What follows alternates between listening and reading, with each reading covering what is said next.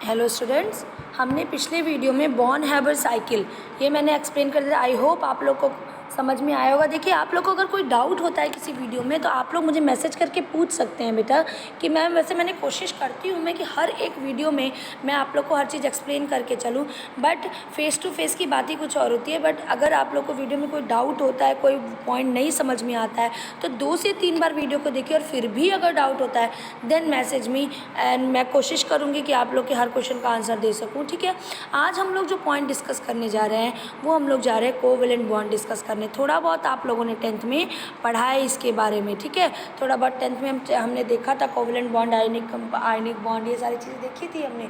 Ionic bond तो हम पढ़ चुके हैं, अब कोवेलेंट बॉन्ड को डिस्कस करेंगे। तो कोवेलेंट बॉन्ड होता क्या है कि कोवेलेंट बॉन्ड सबसे पहले हम लोग को पता है जैसे आयनिक बॉन्ड था वो कैसे बनता था, वो ट्रांसफ़र ऑफ इलेक्ट्रॉन से बनता था। किससे बनता था? ट्रांसफ़र ऑफ इलेक्ट्रॉन से। इलेक्ट्रॉन्स ट्रांसफ़र होते थे और तब आपका वो बॉन्ड बनता था। मीन्स आपका एक इलेक्ट्रॉन देता था और दूसरा इलेक्ट्रॉन लेता था, एक केटायन में कन्वर्ट होता था, दूसरा एनायन में कन्वर्ट होता था और तब उनके बीच में फोर्स ऑफ अट्रैक्शन लगते थे और उसको हम बोलते थे आयनिक बॉन्ड।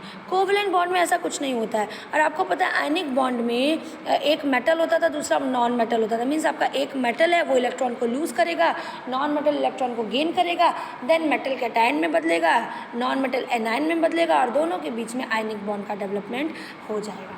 कोवेलेंट बॉन्ड में ऐसा नहीं होता है। कोवेलेंट बॉन्ड आप कह लीजिए कि दो नॉन मेटल्स के बीच में बनते हैं। कोवेलेंट बॉन्ड मैक्सिमम के ज़्यादातर किस में बनते हैं? दो नॉन मेटल्स के बीच में। मीन्स आपकी मतलब ऐसे एलिमेंट्स के बीच में बनेंगे जो इलेक्ट्रॉन को लूज़ ना करते हो, इलेक्ट्रॉन को निकालते नहीं हो आउटर मोस्ट सेल से, वो सिर्फ इलेक्ट्रॉन को क्या करते हो? गेन करते हो, उनको चाहिए। तो जब ऐसी कंडीशन आ जाती है कि कोई लूज़ करने वाला ना रहे और एटम्स के बीच में बॉन्डिंग होनी हो, तब वहाँ पे क्या होगी? इलेक्ट्रॉन की शेयरिंग होगी। क्या होगी? इलेक्ट्रॉन की शेयरिंग। मैं बार बार बताती हूँ, जैसे मान लीजिए आपके पास 2 पेन है और कोई एक है उसके पास एक पेन भी नहीं है, तो आप क्या करोगे? अपना एक पेन उसे शेयर कर लोगे तब तक जब तक कि वो आपके साथ बैठा हुआ है, आप उससे बात कर रहे हो। और जब आप ये जाओगे तो अपना पेन क्या करोगे? वापस ले लोगे। तो ऐसे ही कोवेलेंट बॉन्ड में भी होता है। जैसे मान लीजिए कोई आपका एक सेकेंड मान लीजिए कोई आपका एलिमेंट ए है और दूसरा कोई एलिमेंट बी है।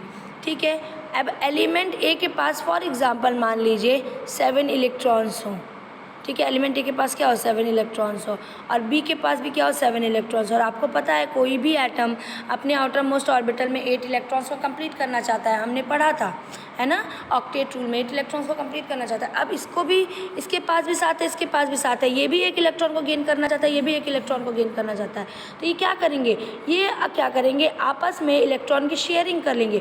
ये कहेगा इससे भाई मुझे तुम अपना एक इलेक्ट्रॉन दे दो, शेयर करने दो, और तुम भी मेरा एक इलेक्ट्रॉन शेयर कर लो। जैसे ये इलेक्ट्रॉन की देखो एक इलेक्ट्रॉन की शेयरिंग करेंगे, दोनों का ऑक्टेट क्या हो जाएगा? कंप्लीट हो जाएगा। केमिकल बॉन्डिंग होती क्यों है? आपको पता है ऑक्टेट कंप्लीट करने के लिए, नोबल गैस कॉन्फ़िगरेशन एक्वायर करने के लिए। तो वो बॉन्ड जो इलेक्ट्रॉन्स की शेयरिंग से बनता हो, इक्वल शेयरिंग से, मीन्स अगर आपका कोई एटम एक इलेक्ट्रॉन शेयर कर रहा हो तो मान लो इसने एक इलेक्ट्रॉन शेयर किया बी को, तो बी भी अपना एक इलेक्ट्रॉन इसको क्या करेगा? शेयर करेगा। ऐसा नहीं है इसने 2 दिया और इसने 1 दिया, नहीं। ये अगर ये एक इलेक्ट्रॉन इसको शेयर कर रहा है बी को, तो बी भी इसको एक इलेक्ट्रॉन शेयर करेगा। ठीक है, तो वो बॉन्ड जो इलेक्ट्रॉन्स की इक्वल शेयरिंग से बनते हैं 2 एटम्स के बीच में, उसको हम क्या कहते हैं? कोवेलेंट बॉन्ड बनते हैं। तो सिंपली पहले याद कर लो, आयनिक बॉन्ड क्या था? ट्रांसफ़र ऑफ इलेक्ट्रॉन्स की वजह से बनते थे। एक ने लूज़ किया, दूसरे ने गेन किया। यहाँ पे लूज़ और गेन का चक्कर नहीं है, यहाँ पे क्या है? शेयरिंग का है। ये दोनों ने क्या किया? इलेक्ट्रॉन की शेयरिंग की और तब आपका बॉन्ड बना। ऐसे बॉन्ड को हम क्या कहेंगे? कोवेलेंट बॉन्ड कहेंगे। फॉर एग्जाम्पल, एक कॉमन एग्जाम्पल हम लोग बार बार देखते हैं, जैसे HCl का फॉर्मेशन, ये जो है ये कोवेलेंट बॉन्ड है। कैसे है? देखो, हाइड्रोजन के आउटर मोस्ट ऑर्बिटल में एक इलेक्ट्रॉन होता है, पता ही है। और हाइड्रोजन को स्टेबल होने के लिए कितने इलेक्ट्रॉन्स की ज़रूरत पड़ती है? ये भी हमने बात की है इसके बारे में। 2 इलेक्ट्रॉन्स की ज़रूरत पड़ती है, क्योंकि हाइड्रोजन क्या है? एक्सेप्शन है इलेक्ट्रॉन रूल का, क्योंकि हाइड्रोजन के पास सिर्फ एक एस सब शेल होता है और एस सब शेल की लिमिट कितने की होती है? 2 इलेक्ट्रॉन की होती है। इसीलिए हाइड्रोजन 2 ही इलेक्ट्रॉन में क्या हो जाता है? हाइड्रोजन 2 ही इलेक्ट्रॉन में स्टेबल हो जाता है। हाइड्रोजन 2 ही इलेक्ट्रॉन में क्या हो जाता है? स्टेबल हो जाता है। ठीक है, 1 सेकेंड। हाँ, हाइड्रोजन 2 ही इलेक्ट्रॉन में क्या हो जाता है, स्टेबल हो जाता है। इसीलिए हाइड्रोजन को सिर्फ 2 इलेक्ट्रॉन्स की ज़रूरत पड़ती है। सिर्फ हाइड्रोजन को कितने इलेक्ट्रॉन चाहिए, 2 इलेक्ट्रॉन चाहिए बस। तो हाइड्रोजन के पास 1 इलेक्ट्रॉन तो पहले से रहता है। अब क्लोरीन की बात अगर करो, क्लोरीन के, एक मिनट में इसको हटा दूँ, आउटर मोस्ट ऑर्बिटल में 7 इलेक्ट्रॉन्स होते हैं, 17 होता है ना। कन्फिग्रेशन अगर आप लोग लिखोगे तो 2 8 7, ये क्लोरीन का होता है कन्फिग्रेशन। तो 7 इलेक्ट्रॉन होते हैं outermost orbital. Lewis dot structure में 10th में थोड़ा सा डिस्कस किया था, याद करो, लुईस डॉट स्ट्रक्चर बनाते थे हम लोग। तो 7 इलेक्ट्रॉन इसके पास होते हैं। अब इसको अपने ऑक्टेट कंप्लीट करने के 1 इलेक्ट्रॉन चाहिए, और इसको भाई ऑक्टेट नहीं बट इसका जो शेल है उसको कंप्लीट करने के लिए 2 इलेक्ट्रॉन चाहिए। तो ये क्या करेगा, हाइड्रोजन 1 इलेक्ट्रॉन की शेयरिंग कर लेगा क्लोरीन से। और हमने अभी बोला कि इक्वल शेयरिंग होती है, तो क्लोरीन भी क्या करेगा, 1 इलेक्ट्रॉन की शेयरिंग हाइड्रोजन से कर लेगा। तो आप देख सकते हो कि क्लोरीन के आउटर मोस्ट ऑर्बिटल में कितने इलेक्ट्रॉन्स हो गए।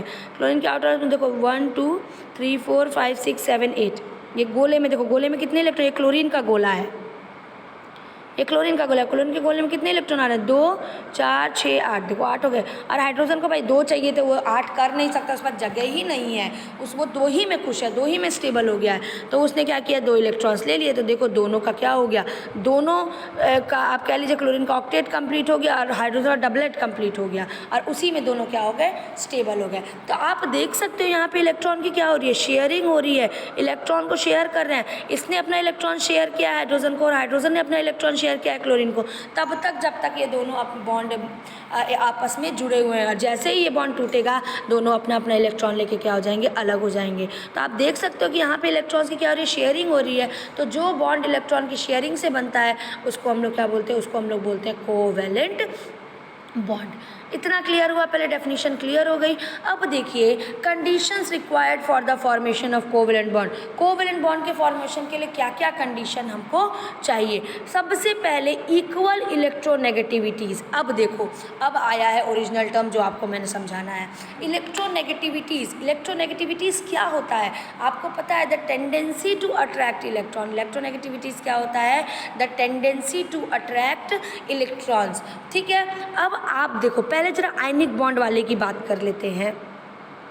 ये सोडियम था, ये क्लोरीन था, ठीक है। क्लोरीन की इलेक्ट्रोनेगेटिविटी सोडियम से क्या होती है, ज़्यादा होती है। आपने 10th में पीरियोडिक प्रॉपर्टी पढ़ी है। ग्रुप में लेफ़्ट टू राइट जाने पर, पीरियड में लेफ़्ट टू राइट जाने पर इलेक्ट्रोनेगेटिविटी क्या होती थी, इलेक्ट्रोनेगेटिविटी बढ़ती थी, और ग्रुप में ऊपर से नीचे आने पर इलेक्ट्रोनेगेटिविटी घटती थी, हमने पढ़ा है। तो अगर आयनिक बॉन्ड की बात करिए, जैसे हमने NaCl एक आयनिक कंपाउंड है, तो क्लोरीन की इलेक्ट्रोनेगेटिविटी क्या होती है, सोडियम से ज़्यादा होती है, इसलिए क्लोरीन इलेक्ट्रॉन को क्या कर लेता है, गेन कर लेता है। बट सोडियम इलेक्ट्रॉन को गेन नहीं करना पाता है, उसकी इलेक्ट्रोनेगेटिविटी एकदम कम होती है, बहुत कम होती है, इसलिए वो इलेक्ट्रॉन को गेन नहीं करता है। बट सोडियम की आप ये कह लीजिए, सोडियम की आयनाइजेशन एनर्जी बहुत कम होती है, इसलिए वो आसानी से इलेक्ट्रॉन को क्या कर देता है, लूज़ कर देता है। तो इलेक्ट्रोनेगेटिविटी भी कम होती है सोडियम की, और आयनाइजेशन एनर्जी भी कम होती है, इसीलिए वो इलेक्ट्रॉन को गेन नहीं करता है, इलेक्ट्रॉन को क्या करता है, लूज़ करता है। तो यहाँ पर आप देख सकते हो कि आयनिक बॉन्ड जब बन रहा है, तो आप ये पॉइंट बना लीजिए कि जहाँ भी आयनिक बॉन्ड बनता है उनकी इलेक्ट्रोनेगेटिविटी में क्या होता है, डिफरेंस होता है। इलेक्ट्रोनेगेटिविटी सेम नहीं होती है उनकी। इलेक्ट्रोनेगेटिविटी क्या बोला मैंने, the tendency to attract electron. मगर जहाँ पे शेयरिंग हो रही है इलेक्ट्रॉन्स की, वहाँ पे तो इलेक्ट्रोनेगेटिविटी क्या होनी चाहिए, लगभग इक्वल होनी चाहिए। इलेक्ट्रोनेगेटिविटी क्या होनी चाहिए, लगभग बराबर होनी चाहिए, अप्रॉक्स इक्वल ही होना चाहिए। क्योंकि जैसे मान लो कि HCl है, अगर इनकी इलेक्ट्रोनेगेटिविटी लगभग बराबर नहीं होगी, तो आप कहिए, मीन्स मैं ये नहीं कह रही कि एकदम बराबर होती है, ऐसे नहीं। इलेक्ट्रोनेगेटिविटी डिफरेंस के बेसिस पे अभी टाइप्स ऑफ कोवैलेंट बॉन्ड आप पढ़ोगे, मगर अभी बेसिक जनरल की इनकी इलेक्ट्रोनेगेटिविटी लगभग बराबर होती है। अलग अलग बराबर होने का मतलब है कि ये दोनों क्या करेंगे, ये दोनों इलेक्ट्रॉन्स को गेन करने की कोशिश करेंगे, इसीलिए यहाँ पे लूज़ का प्रोसेस ही नहीं है, यहाँ पे शेयरिंग हो जाता है। या जैसे Cl2 मॉलिक्यूल आप ले लीजिए, Cl2 क्लोरीन के बीच में बॉन्ड बनेगा, आयनिक बॉन्ड बन सकता है क्या इसमें, नहीं। ये भी इलेक्ट्रोनेगेटिव है, ये भी इलेक्ट्रोनेगेटिव है, और लगभग दोनों की इलेक्ट्रोनेगेटिविटी क्या है, एकदम सेम है। तो दोनों इलेक्ट्रॉन को लूज़ नहीं करेंगे, कोई भी इलेक्ट्रॉन को लूज़ नहीं करेगा, वो इलेक्ट्रॉन को क्या करेंगे, गेन करेंगे। तो कोवैलेंट बॉन्ड बनाने के लिए सबसे पहले क्राइटेरिया यही है कि इलेक्ट्रोनेगेटिविटीज़ क्या होनी चाहिए, लगभग इक्वल होनी चाहिए, ठीक है। और इसमें दो नॉन मेटल का एडिशन होता है, मैंने पहले ही बता दिया। आयनिक बॉन्ड में मेटल और नॉन मेटल जुड़ते थे, और इसमें क्या होते हैं, दो नॉन मेटल जुड़ते हैं। कौन जुड़ते हैं, दो नॉन मेटल्स जुड़ते हैं। ठीक है, आपका तीसरा है कि जो कंपाउंड, बीच में जो कंपाउंड बनता है उसका जो सेंट्रल एटम होता है, सेंट्रल मतलब जो बीच में एटम प्रेजेंट होता है, बीच का मतलब जैसे मान लो कि आपका कोई कंपाउंड बन गया, फॉर एग्जाम्पल मान लो H2SO4 बन गया, H2SO4 अभी बताऊंगी, ठीक है, H2SO या HCl बना। अब यह सेंट्रल एटम जो होगा ना, जो बीच वाला एटम होगा, उसकी जो वैलेंसी होनी चाहिए वो 3 से ज़्यादा नहीं होनी चाहिए। ठीक है, सॉरी 3 से ज़्यादा होनी चाहिए कंपाउंड। ठीक है, सेंट्रल एटम की जो वैलेंसी है इसमें क्या होती है, अगर सेंट्रल एटम की जो वैलेंसी है अगर वो 3 से ज़्यादा हो गई तो वो हम क्या कहेंगे, वो कोवैलेंट कंपाउंड है। पहचानने का तरीका, अगर वैलेंसी 3 से ज़्यादा शो करा, जैसे मान लो PCl5 है, PCl5 है, इसको आप बनाओगे तो आप फास्फोरस की वैलेंसी देखोगे 3 से ज़्यादा है। तो अगर वैलेंसी 3 से ज़्यादा दिखाई दे रही है सेंट्रल एटम की, तो आप कहोगे कि वो क्या है, वो कैसा कंपाउंड है, वो कोवैलेंट कंपाउंड है।